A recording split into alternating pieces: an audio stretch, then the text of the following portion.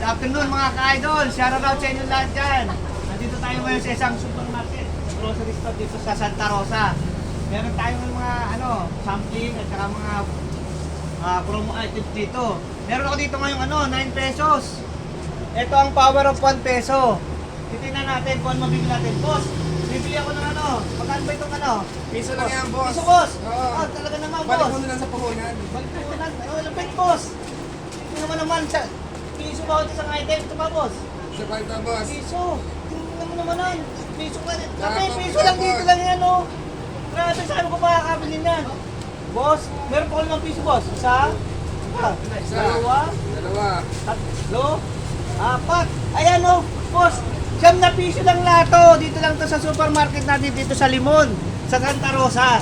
Shoutout nga pala sa lahat ng mga promo dito, mga Joyce, si URC din, Magic Flakes, tsaka si WL po. Pakiano lang po. Shoutout sa inyo lahat. Maraming salamat sa next year ulit. Ayan po, ito po yung power natin 1 peso. Kung susumahin po natin to, yung 9 peso natin, naging na. Ito, aabot siguro to ng mga 150 pesos. Kaya pag may mga ganitong pagkakataon, punta lang kayo sa mga tindahan, mga promo. Samantalahin nyo. Salamat and shoutout ulit sa inyo lahat. Thank you mga ka-idol. O yan. Please like and subscribe ha. Okay. Thank you. Mga